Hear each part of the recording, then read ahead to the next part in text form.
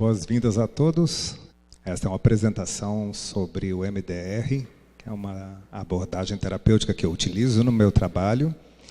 E quero agradecer pela vinda de vocês aqui, essa promoção também do Espaço da Mente. Eu vou fazer uma apresentação introdutória sobre esse trabalho. Em seguida, o Dr. Wesley Bandeira, que está aqui, também tem trabalhado comigo, vai falar um pouco mais detalhadamente sobre alguns aspectos ligados à dimensão neurobiológica desse trabalho.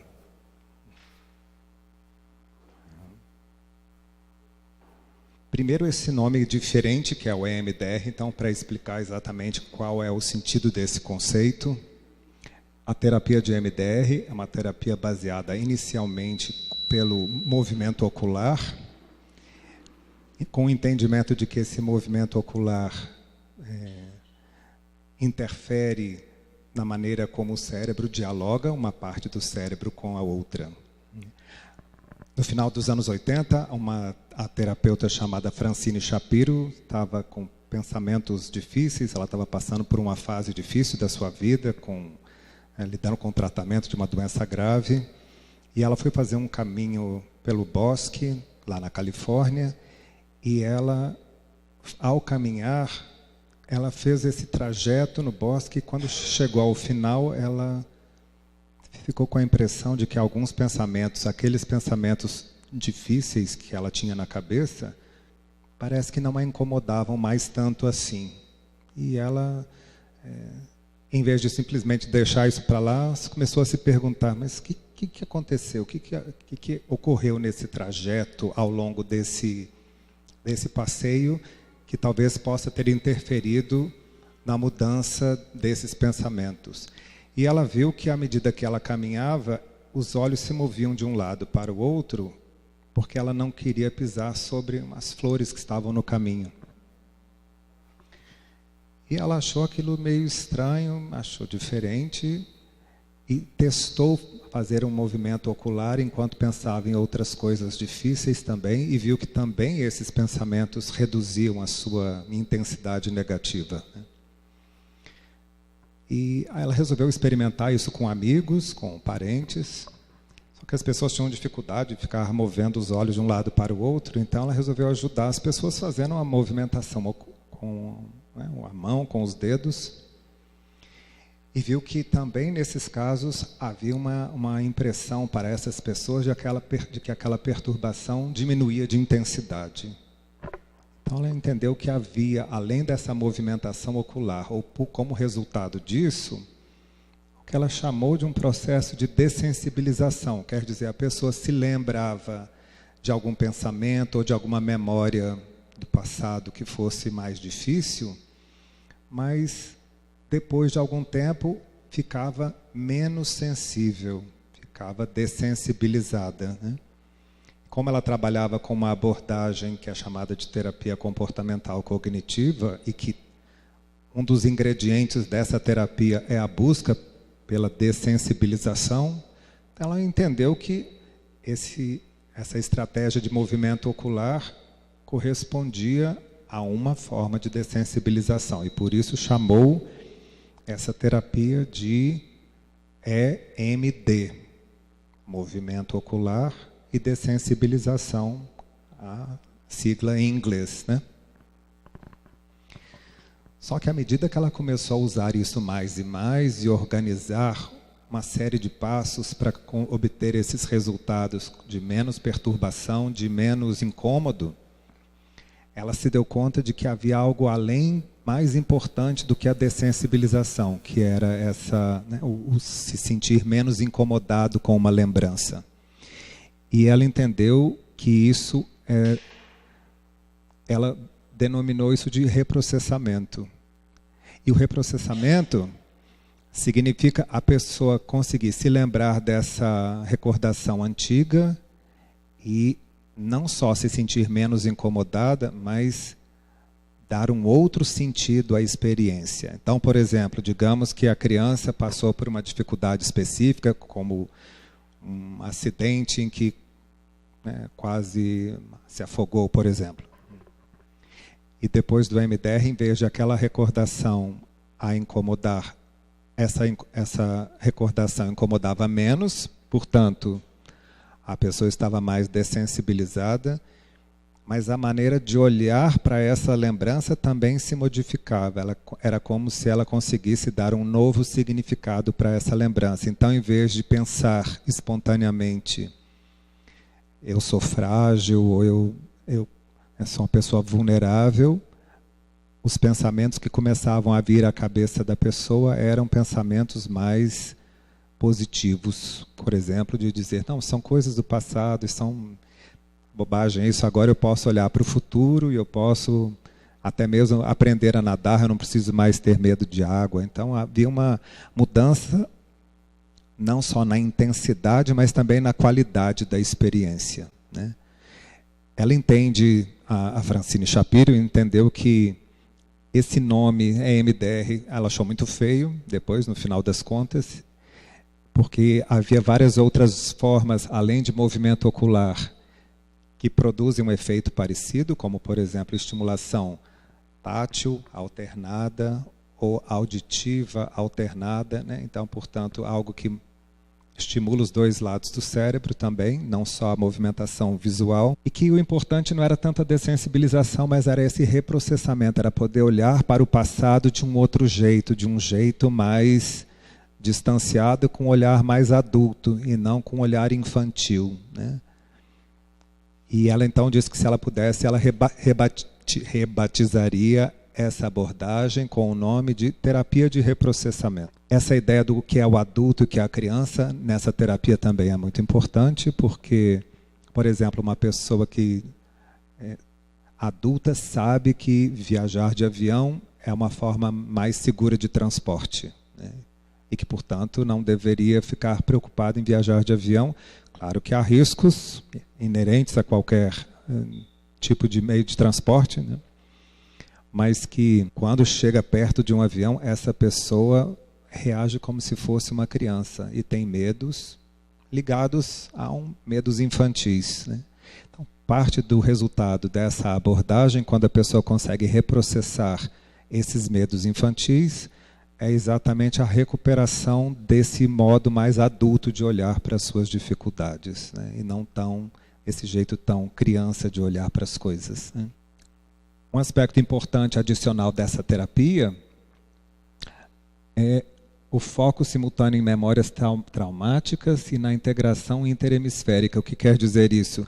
Que a pessoa consegue lembrar de algumas coisas do passado que são incômodas, como esse exemplo que eu citei, de uma pessoa que quase teve um acidente por afogamento, mas que a integração dos conteúdos, desses conteúdos, né, pelos dois hemisférios, cria uma integração maior de uma parte que é mais do que nós chamamos de hemisfério direito, na ativação de emoções, sensações físicas ligadas a essa lembrança do passado, e uma parte mais desse outro hemisfério, que é o hemisfério esquerdo, que é mais ligado a uma versão adulta, uma compreensão mais adulta do que aconteceu. Então, o objetivo é promover exatamente essa maior sintonia daquilo que se sente com aquilo que se pensa em relação à própria história, né? Nesse trabalho existe um alinhamento da cognição, quer dizer, dos pensamentos, das emoções, das sensações físicas, quando a pessoa se lembra de alguma coisa difícil do passado, junto com a autoestima, porque muitas vezes o que acontece como resultado dessas vivências difíceis do passado é que a autoestima da pessoa fica muito abalada. Ela passa a se considerar uma pessoa, às vezes, não digna de merecer coisas boas, ou não se julga uma pessoa que tem um controle da própria vida, né? Porque, dependendo do que aconteceu no passado, há situações que são muito difíceis. Então, integrar isso tudo, né, numa versão mais adulta, orientada para o que está acontecendo no presente, é difícil. Este é um tratamento, é uma forma de tratar que vai levar em conta um conjunto de fases, né? Então, não é só uma terapia em que as pessoas falam livremente do que vier à cabeça delas, como é o que acontece, por exemplo, na psicanálise, mas é uma terapia mais focada em fases. Então, uma das primeiras fases, por exemplo, é o levantamento da queixa do paciente e depois uma preparação específica para esse trabalho. Quer dizer, uma série de passos que nós vamos utilizar para o nosso tratamento, com uma ênfase nessa dimensão temporal, que é integração do passado, presente e futuro, né? Com o entendimento de que essas lembranças traumáticas têm uma repercussão não só no passado vivido, mas também no presente e no futuro. Então, por exemplo, às vezes alguns pacientes chegam e nos dizem: eu vim para essa terapia de trauma, mas eu não tenho trauma, eu não tenho nada significativo que eu qualificaria como trauma, né? Então, como é que fica? Como é que vamos lidar com isso, né? Como é que dá para trabalhar, dá para elaborar esse tipo de conteúdo? E aí é importante, às vezes, esclarecer exatamente esse conceito de trauma, o que é. Então, por exemplo, uma pessoa que se recorda de alguma coisa do passado como se tivesse acontecido há pouco tempo, né? Algo desagradável, por exemplo, alguma vivência escolar, né? Então, digamos que a pessoa foi falar diante do público, segurar o papel, fazer uma apresentação num seminário, e o papel tremeu, e todo mundo riu da pessoa, e aí depois ela passa a ter no futuro dificuldades de falar em público. Então, quer dizer, essa ligação de, apesar de ser algo que aconteceu no passado, ainda assim tem um impacto no presente, porque a pessoa se lembra daquilo como se tivesse acontecido há pouco tempo, né? E com isso, essa mistura de passado e presente, né, pode criar também dificuldades para se visualizar o próprio futuro. Então, há estudos que mostram que crianças que passaram por uma série de traumas, como violência doméstica, ou certos tipos de abusos, sejam eles abusos físicos, sexuais ou psicológicos, elas têm dificuldade de se visualizar no futuro, elas têm dificuldade de se enxergar com uma profissão, com uma família constituída, porque essa presença do passado no presente, essa mistura faz com que a atenção da criança fique voltada só para esse conteúdo, também com adultos, né? Então é comum pacientes traumatizados que não conseguem pensar no futuro. Então, parte da intenção do nosso trabalho é não só a elaboração de memórias do passado, mas é ajudar a pessoa a reorganizar esse senso de que o passado está no passado, de que o presente está no presente e de que o futuro pode ser planejado, podemos investir nesse futuro. É um pouco mais sobre isso que eu queria falar brevemente.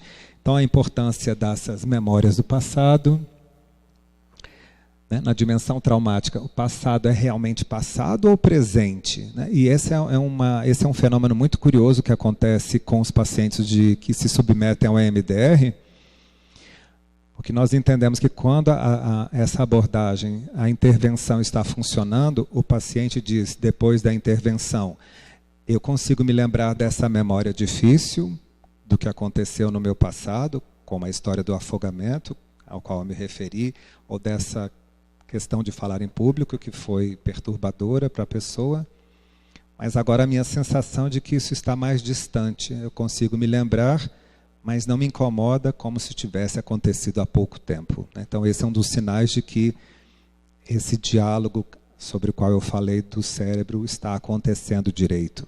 A pessoa consegue entender o que aconteceu e ter uma impressão de que agora o passado é passado e eu posso viver melhor o presente.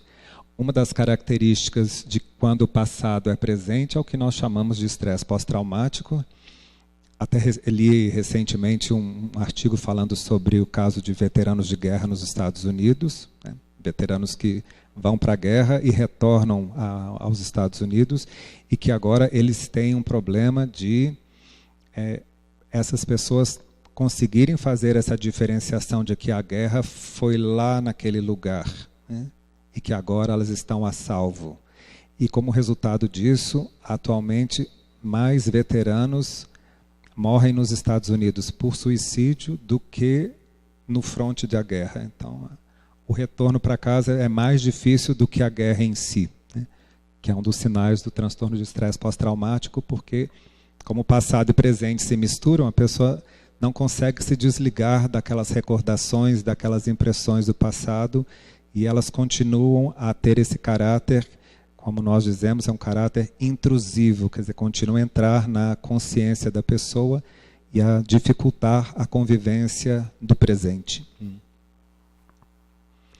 O que nós queremos com o EMDR, que é um conceito que foi desenvolvido a partir desse trabalho, chamado a atenção dual, quer dizer, eu posso me lembrar das coisas que aconteceram no meu passado, mas sem sentir que eu estou de volta nesse passado. Isso é que é a atenção dual, quer dizer, é como se fosse um pé está no passado e eu consigo me lembrar das coisas difíceis que aconteceram comigo, mas o outro pé está no presente. Eu consigo fazer esse trânsito de que no passado as coisas foram difíceis e eu me lembro delas, mas que no presente eu estou a salvo e eu posso viver melhor a vida.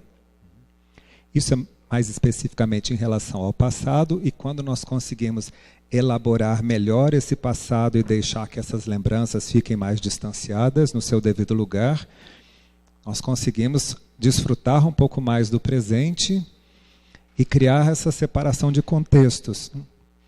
De forma que o que eu vivo agora, né, é uma integração, é uma história, quer dizer, eu tenho uma biografia, eu tenho uma autobiografia que foi construída pelas coisas que eu vivi, mas isso está integrado, quer dizer, agora não é somente um relato de coisas do passado que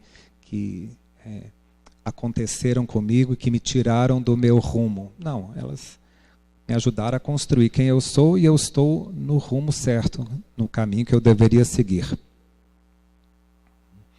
Se o passado fica no passado, pode-se desfrutar do presente, o que nós chamamos os disparadores neutralizados. Então, por exemplo, digamos que uma pessoa, quando foi criança, teve que ser submetida a uma cirurgia contra a vontade, né? E ficou com trauma e tem medo de hospital, medo de agulha. Então, toda vez que vê uma agulha, que vai ter que fazer um exame de sangue, ela é lançada imediatamente a esse passado. Quer dizer, então nós entendemos que um disparador é isso. Algo do presente, como uma agulha, que não é agradável para ninguém, mas que quando isso se soma ao passado, se transforma em algo incontrolável, algo aterrorizante, né? Quando essas histórias de passado podem ser entendidas, podem ser reprocessadas, a pessoa vai conseguir olhar para a sua experiência atual, como a necessidade de fazer os exames regulares de saúde, né, conforme o doutor deve entender bem, mas sem que isso seja uma experiência aterrorizante. É só uma coisa do presente mesmo. Então, a pessoa consegue fazer claramente essa distinção. E, finalmente, quando o passado está no passado e o presente é o presente, com algumas coisas mais incômodas, outras mais agradáveis, e dá para se desfrutar desse presente, a pessoa começa a ter uma perspectiva maior de futuro, que é um dos resultados também do trabalho resultante da intervenção de reprocessamento das memórias passadas, e pode olhar para o futuro com o aprimoramento dos seus próprios recursos e a aquisição de novas habilidades. O que quer dizer isso? Então, digamos que uma pessoa teve essa vivência de passado e de afogamento, por exemplo, e ficou com medo de qualquer experiência com a água. Isso pode ser reprocessado, fica no passado, e a pessoa agora, até pelo contrário, deseja aprender a nadar, já que não tem mais o medo da água. Mas nós precisamos fazer um trabalho específico com ela para que ela se sinta à vontade para se inscrever num curso de natação, por exemplo, que ela possa imaginar que ela vai ficar lá com outras crianças e ela já adulta, se existe algum constrangimento, quer dizer, como criar novas habilidades e integrar isso de uma maneira construtiva. A pessoa teve um acidente automobilístico e ficou com medo de dirigir carro, mas depois de reprocessado esse conteúdo passado, ela deseja aprender a dirigir, então poder se visualizar nesse lugar, aprendendo a direção, se sentar no carro, conduzir o auto sem se perturbar com essa experiência. Toda essa parte de projeção para o futuro também vai como que finalizar esse processo histórico de reorganização das experiências vividas pela pessoa.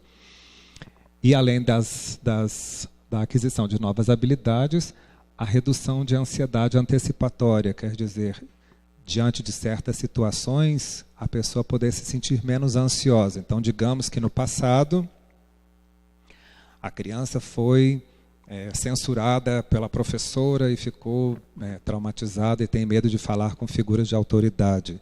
Mas uma vez que isso é reprocessado, é ressignificado e a pessoa passa a ter uma noção mais do seu presente, das suas habilidades, dos seus recursos, ela pode, por exemplo, se preparar para conversar com o seu chefe, para pedir um aumento, para mudar a situação de trabalho, de uma maneira mais adulta, sem essa ansiedade antecipatória que é turbinada, que é mobilizada por essas experiências de passado. Então, uma vez entendido esse passado, presente e futuro, algumas indicações específicas para que serve o MDR, para quem serve o MDR, que tipo de pessoa que deve procurar esse tipo de atendimento, e algumas queixas mais específicas, mas à medida que o MDR tem avançado, essas possibilidades também têm aumentado cada vez mais, então é um campo que tem se expandido. O mais tradicional inicialmente são os transtornos de ansiedade e os transtornos depressivos, sempre com esse entendimento de que isso do presente, essas dificuldades, tem essa origem no passado, dessas memórias que foram mal integradas, mal assimiladas.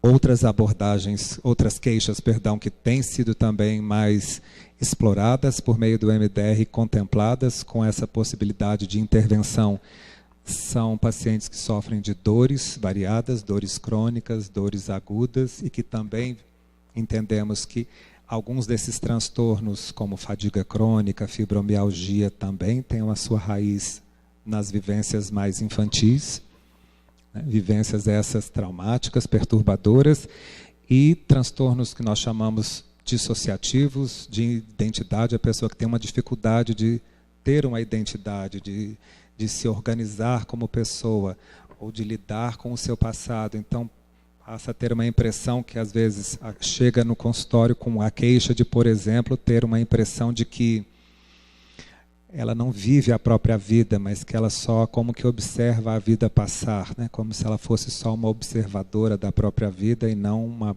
pessoa que constrói a própria vida, né? Dando esse sentido, né, de uma dificuldade de mais integração das suas vivências. Também essa tem sido uma questão mais abordada pelo MDR. E, finalmente, então, só para dar esse fechamento, quanto ao entendimento de que essas queixas, como depressão, ansiedade ou dores, não são um problema em si, mas elas são, na verdade, queixas que são a consequência e que a causa seriam essas memórias que foram armazenadas de uma forma indevida na cabeça, no cérebro da pessoa, né, e que precisam ser trabalhadas. Aqui, então, o nosso espaço, que é um espaço virtual e que tem sido um espaço não só de organização de informações sobre MDR, mas sobre outras abordagens, e também um espaço para a inclusão de colegas que vão participar cada vez mais, que temos tido cada vez mais presença de outros colegas, e cursos online de atualização em psicoterapia, em várias abordagens, mas, por exemplo, novidades ligadas à neurociência, à memória, à percepção, transtornos dissociativos e outras coisas mais.